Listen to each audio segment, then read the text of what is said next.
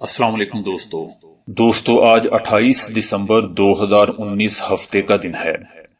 دنیا کی بڑی اور بہترین اپڈیٹس میں آج آپ سنیں گے کہ تاریخ کا ایک اور بدترین حادثہ، قازقستان کا مسافر طیارہ اڑان کے فوراً بعد گر گیا۔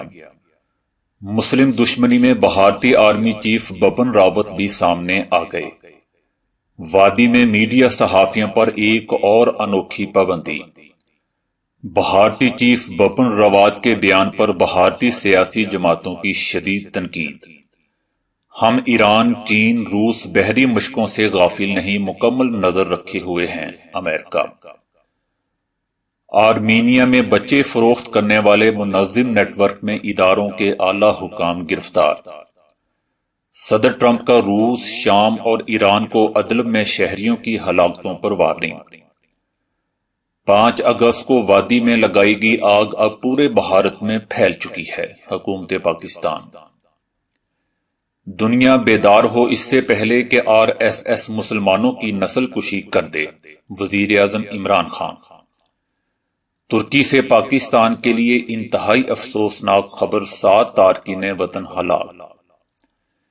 ہندو مسلم کے نام پر تفریق کی گئی تو میں بھی مسلمان ہو جاؤں گی: ایک ہندو طالبہ۔ تو آئیے دوستو چلتے ہیں اب خبروں کی ڈیٹیل کی طرف، لیکن اس سے پہلے اگر ہو سکے تو چینل کو لائک اور سبسکرائب ضرور کیجیے گا۔ دوستو قازقستان کے شہر الماتے میں مسافر طیارہ اڑان کے فوراً بعد گر گیا، جس میں 100 مسافر سوار تھے۔ جہاز اڑان بھرتے ہی اچانک تیزی سے نیچے آیا اور ایک پتھر کے بیریئر سے ٹکرانے کے بعد 2 منزلہ عمارت سے ٹکرا گیا۔ طیارے میں 95 مسافر اور عملے کے 5 اہلکار سوار تھے، جبکہ حادثے میں 14 ہلاکتوں کی تصدیق ہو گئی ہے۔ طیارے کی منزل قازقستان کا دارالحکومت نور سلطان تھا۔ دوستو بھارت کے آرمی چیف بھی مسلم دشمنی پر سٹیا گئے، احتجاج کرنے والے طلبہ کو فسادی قرار دے دیا۔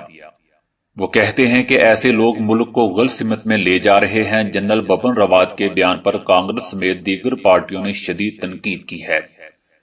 بھارتی آرمی چیف کے منہ میں بھی نریندر مودی کی زبان آ گئی۔ مظاہرین نے بھی بھارتی آرمی چیف کے بیان کو اپنے احتجاج تلے رونٹ ڈالا۔ اپنے حق کے لیے طلبہ نے کسی بھی طاقت کے سامنے جھکنے سے صاف انکار کر دیا ہے۔ دوستو وادی میں محدود انٹرنیٹ سہولیات کی وجہ سے صحافیوں کو قطاروں میں بیٹھ کر اپنی باری کا انتظار کرنا پڑ رہا ہے۔ وہیں ان پر یہ قدغن بھی عائد کی گئی ہے کہ خبروں کو ای میل کرنے کی اجازت اس وقت دی جائے گی جب انتظامیہ ان خبروں کی جانچ پڑتال کرے گی۔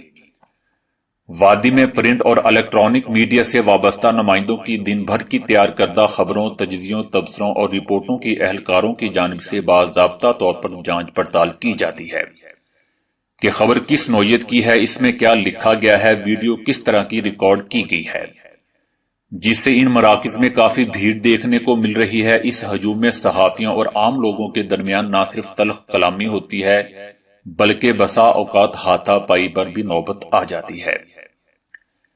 دوستو بھارت میں رکن پارلیمنٹ اسد الدین اویسی نے بری فوج کے سربراہ بپن راوت کو سیاسی مداخلت اور شہریت کے نئے قانون کے خلاف احتجاج کرنے والوں سے متعلق بیان پر تنقید کا نشانہ بنایا ہے۔ انہوں نے کہا کہ اس طرح کے بیانات سے جمہوریت کو نقصان پہنچے گا۔ انڈین آرمی چیف کا سیاسی بیان فوج کے غیر جانبدار کردار پر ضرب ہے۔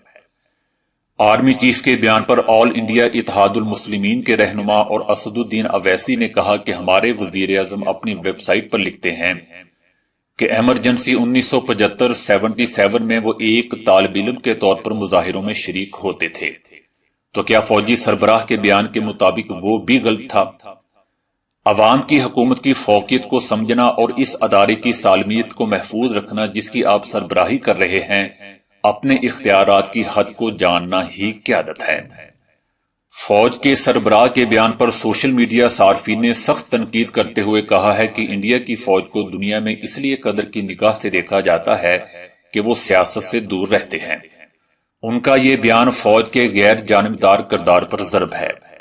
جنرل راوت 31 دسمبر کو اپنے عہدے سے سبکدوش ہو رہے ہیں، لیکن اس سے قبل ان کا یہ بیان جہاں ان کے عہدے کے شایان شان نہیں ہے وہیں ان کے لیے نئی راہیں کھولتا ہے اور حکومت شاید انہیں چیف آف ڈیفنس سٹاف بنا دے۔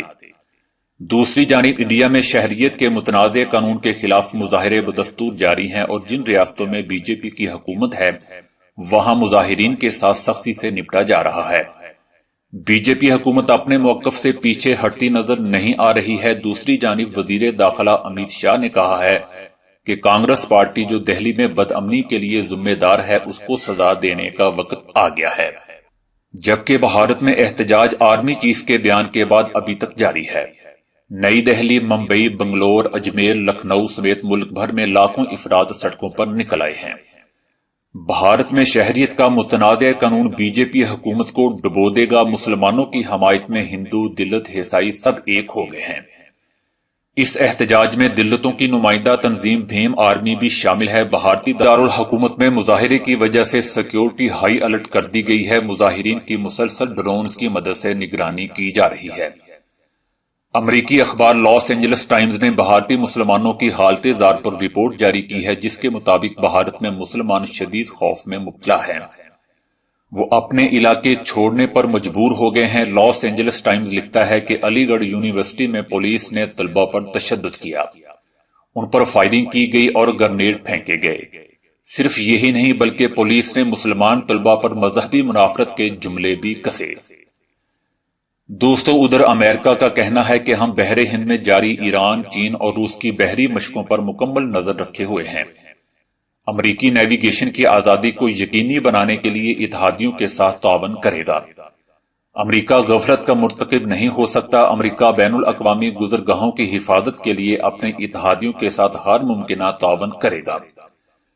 امریکہ بین الاقوامی گزرگاہوں بارے تحفظات رکھتا ہے، اس لیے ان مشقوں کی بھی نگرانی کی جا رہی ہے۔ یاد رہے کہ روس نے اکتوبر میں کہا تھا کہ ساف افریقی مشقوں کے ذریعے دہشت گردوں اور قزاقوں کے خلاف جنگ میں آپریشنل ہم آہنگی کو بہتر بنایا جائے گا۔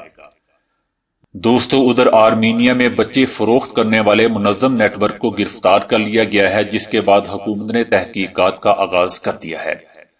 آرمینیا میں بچے فروخت کرنے والے ایک منظم نیٹ ورک کو گرفتار کیا گیا ہے۔ اس گروہ کی گرفتاری اس وقت عمل میں آئی جب انہوں نے 30 نومولود بچے ایک ساتھ اٹلی سے تعلق رکھنے والے مختلف افراد کو گود دلوائے۔ حکومت نے ملک کے چیف ماہر امراض نسمہ، ایک یتیم خانے کے سربراہ اور دیگر اعلی حکام کو گرفتار کیا ہے جو سالوں سے اس مذموم فعل میں ملوث تھا۔ یہ کام کئی برسوں سے آرمینیا کی سیکیورٹی فورسز کی ناک کے نیچے جاری تھا۔ جب اس بارے میں تفتیش ہوئی تو انکشاف ہوا کہ ملک کے کئی اداروں کے اعلی حکام بھی اس کام میں ملوث تھے۔ اس گروہ کی گرفتاری کی خبروں کے بعد اب تک کئی مائیں سامنے آئی ہیں جن کا کہنا ہے کہ ان کے نومولود بچے ان سے چھینے گئے یا انہیں غائب کر دیا گیا۔ دوستو، امریکی صدر ٹرمپ نے روس، شام اور ایران کو صوبہ ادلب میں شہریوں کی ہلاکتوں پر خبردار کیا ہے اور کہا ہے کہ ترکی اس خون ریزی کو رکوانے کے لیے سخت جدوجہد کر رہا ہے، جبکہ روس، شام اور ایران صوبہ ادلب میں ہزاروں بے گناہ شہریوں کو ہلاک کر رہے ہیں یا ہلاک کرنے جا رہے ہیں۔ شامی اور روسی فوج نے جنگجو کے زیر قبضہ آخری صوبہ ادلب پر قبضے کے لیے تباہ کن بمباری شروع کر رکھی ہے۔ شامی صدر بشار الاسد نے اس صوبے پر دوبارہ قبضے اور وہاں اپنی عملداری قائم کرنے کا عزم کیا ہے۔ روس اور ایران ان کی حکومت کی عسکری، سفارتی اور سیاسی مدد کر رہے ہیں۔ روس کے لڑاکا طیارے شامی طیاروں کے ساتھ ادلب میں واقع شہروں اور قصبوں میں بلا امتیاز فضائی حملے کر رہے ہیں جس کے نتیجے میں بڑی تعداد میں عام شہریوں کی ہلاکتیں ہو رہی ہیں۔ روسی اور شامی فوج کی کارروائی کے نتیجے میں ادلب میں کم از کم 50,000 افراد بے گھر ہو گئے تھے۔ ترک صدر رجب طیب اردوان نے ایک بیان میں بتایا تھا کہ ترک وفد نے ماسکو میں روسی حکام سے بات چیت کی ہے اور اب روس ادلب میں حملوں کو رکوانے کے لیے کام کرے گا۔ دوستو، ادھر پاکستان نے کہا ہے کہ مودی سرکار کی ہندوتوا سوچ نے ہندوستان کو تقسیم کر دیا ہے۔ 5 اگست کو وادی میں لگائی گئی آگ پورے بھارت میں پھیل چکی ہے۔ وادی میں کرفیو کو 144واں دن گزر چکا ہے۔ بھارت اپنے داخلی انتشار سے توجہ ہٹانے کے لیے LOC کی مسلسل خلاف ورزیاں کر رہا ہے۔ پاکستانی مسلح افواج اور قوم کا بچہ بچہ اس ارض وطن کی حفاظت کے لیے پرعزم ہے۔ پاکستان وادی میں جاری بھارتی مظالم کو ہر پلیٹ فارم پر بے نقاب کر رہا ہے۔ دوستو، پاکستانی وزیر اعظم عمران خان نے ایک بار پھر عالمی برادری کو خبردار کیا ہے کہ وہ بیدار ہو اس سے پہلے کہ RSS مسلمانوں کی نسل کشی کرے، جس سے نسل کشی کے دیگر واقعات ماند پڑ جائیں۔ انہوں نے کہا کہ کسی مخصوص برادری سے نفرت پر مبنی ہٹلر کی براؤن شرٹس یا RSS جیسی ملیشیا کی تشکیل کا اصل مقصد نسل کشی ہی ہوتا ہے۔ RSS کے کارکنوں کو بھارتی صوبے تلنگانہ میں فوجیوں کی طرح پریڈ کرتے ہوئے دکھایا جاتا ہے۔ RSS کے کارکن خاکی وردی میں ملبوس نازی ہیں۔ وزیر اعظم عمران خان نے کہا کہ اگر عالمی برادری جاری پرتشدد واقعات پر خاموش رہی تو وہ بھی اس جرم میں برابر کے شریک ہوں گے۔ دوستو، ترکی سے پاکستان کے لیے انتہائی افسوسناک خبر سامنے آئی ہے۔ ترکی کے مشرق میں ایران کی سرحد کے قریب غیر قانونی تارکین وطن کی کشتی ڈوب گئی ہے۔ واقعے میں کئی افراد لاپتہ ہو گئے ہیں جبکہ 64 افراد کو بچا لیا گیا ہے۔ 7 افراد کی لاشیں نکالی گئی ہیں۔ ترک میڈیا کا کہنا ہے کہ تارکین وطن میں پاکستانی، افغان اور بنگلہ دیش سے تعلق رکھنے والے افراد موجود تھے، تاہم ان کی منزل کے بارے میں ابھی تک کچھ نہیں کہا جا سکا۔ ترکی اس وقت دنیا میں سب سے زیادہ مہاجرین کو پناہ دیے ہوئے ہے۔ ملک بھر میں اس وقت رجسٹرڈ مہاجرین کی تعداد 40 لاکھ سے زائد ہے، جو کہ یورپ کی مجموعی تعداد سے بھی زیادہ ہے۔ دوستو، ادھر بھارت میں دلی کی ایک ہندو طالبہ نے احتجاجاً اعلان کیا ہے کہ میری کسی ساتھی کو حراستی مرکز میں ڈالا گیا یا ہندو مسلم کے نام پر تفریق کی گئی تو میں بھی مسلمان ہو جاؤں گی اور مذہب تبدیل کر لوں گی۔ ہم پیچھے ہٹنے والے نہیں ہیں، ایک کو گولی مارو گے تو دوسرا کھڑا ہوگا۔ خیال رہے کہ مسلمانوں کے خلاف قانون پر ملک گیر احتجاج میں ہندو شہری بھی بڑی تعداد میں شامل ہو رہے ہیں۔ فرانسیسی خبر رساں ایجنسی کے مطابق دلی میں نوجوان لڑکیاں اپنے والدین کے خلاف جا کر احتجاج میں شرکت کر رہی ہیں۔ ایک طالبہ کو ان کے والدین نے کالج سے نکالنے اور ان کی شادی کروانے کی بھی دھمکی دی تھی۔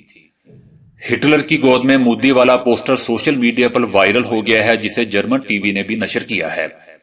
چنئی میں احتجاج میں شریک جرمن طلبہ کو بھی بھارت چھوڑنے کا حکم جاری کر دیا گیا ہے۔